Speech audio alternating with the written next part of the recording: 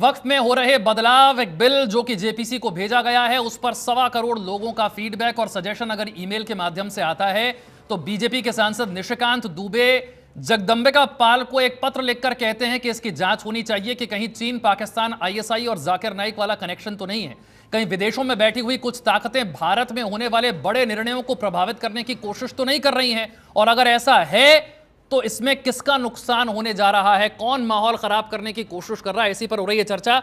मतीन खान साहब के पास मैं चलूं उससे पहले सुनील जी, कांग्रेस कह रही है बेकार का डर है, अहमद जी भी कह रहे हैं कि बेकार का डर है, पहले पता तो लगा लीजिए कौन भेज रहा है फीडबैक, और स्टेक होल्डर्स का दायरा बड़ा हो छोटा हो यह भी एक सवाल है। वैसे अगर वक्फ किसी हिंदू की जमीन पर वक्फ बोर्ड वाले जाकर दावा करे तो फिर हिंदू भी तो स्टेक होल्डर हो जाएगा ना, उसकी जमीन भी तो चली जा सकती है। आप ये बताइए, जो व्यक्ति पीड़ित है, पीड़ित से सुझाव क्यों नहीं मांगे जाएंगे? और सबसे महत्वपूर्ण, इस देश में आप देखिए, क्या हिंदुओं के एक्टों में संबंधित बदलाव किए जाते, सुझाव मांगे जाते हैं क्या? आप मुसलमानों से संबंधित कुछ भी देश में बदलाव करेंगे, सुझाव आपको चाहिए। उत्तराखंड की सरकार ने यूसीसी में बदलाव किया, सुझाव मांग लिए साहब आपने। आप यहां सुझाव मांग रहे हैं। किसानों से संबंधित एक्ट में बदलाव हुआ, सुझाव मांगे क्या?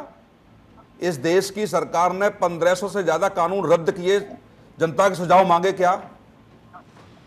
अभी तत्काल आपने देखा होगा कि एक नई कानून व्यवस्था देश में लागू हुई है, अगस्त जुलाई से नया एक्ट बनाए, क्या उसमें जनता के सुझाव मांगे क्या? तो ये किस बात का आप दिखाना चाहते हैं? आप कह रहे हैं जरूरत नहीं है फीडबैक की, क्यों जरूरत है? आप साइकिल और जो दूसरा एंगल है वो ये चीन पाकिस्तान वाला आपको ठीक लगता है? जाकिर नाइक विदेश में बैठकर कर रहा है। आप मुझे ये बताइए, हम लोग अभी चर्चा कर रहे हैं सारे लोग, अभी आप अपने दफ्तर के जो चाय पिलाता है उसको इसमें सम्मिलित कर लेंगे क्या? आईक्यू लेवल उसका ये है कि सुझाव दे पाएगा? अरे कोई तो दायरा होना चाहिए ना उसका। क्या पिंचर बनाने वाले से आप पूछेंगे कि हवाई जहाज में बदलाव करना चाहते हैं, सुझाव आप दे दो?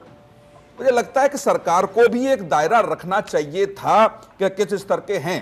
और उत्तराखंड सरकार से स्टेक होल्डर की ठीक पहचान नहीं हुई आप? नहीं, दूसरे उत्तराखंड सरकार में आप देखिए, नहीं तो स्टेक होल्डर की ठीक पहचान नहीं हुई, आप ये कह रहे हैं ना, सबके लिए नहीं ओपन होना चाहिए? बिल्कुल नहीं हुआ। और दूसरी बात, सबसे महत्वपूर्ण बात, राजनीति कर लें, कर सकते हैं आप, लेकिन ये मुसलमान भाइयों को समझना पड़ेगा कि यदि उनके लिए जमीन है तो उनके जीवन के बदलाव के लिए उनको यूज क्यों नहीं किया जा सकता? क्या जमीन मेरे शहर में, मेरे गांव में, मेरे जिले में पड़ी हुई है सैकड़ों एकड़ की संख्या में, और वहां पेड़ और झाड़ियां उगी हुई हैं, उसका क्या मतलब है? कम से कम मुझे लगता है उस वर्ग को तो समझना चाहिए जो वर्ग आज देश की आजादी के बाद कहां खड़ा हुआ है। कांग्रेस की सरकार के रहते हुए एक आयोग बना, और आयोग की रिपोर्ट्स पढ़ें सारे भाई लोग, समझ में आ जाएगा आप लोग कहां हैं। और मैं दावे के साथ कह सकता हूं इसमें कि कमी गली मोहल्ले में आप चले जाइए, अधिकतर उन्हीं लोगों के साथ, चाहे वो कानून के दायरे में आते हो क्राइम, चाहे एजुकेशन के मामले में आप देख लीजिए, चाहे अन्य तमाम चीजों में ले लीजिए, कितने पिछड़े हुए हैं। इनका योगदान कैसे आगे देश की तरक्की में बढ़ेगा?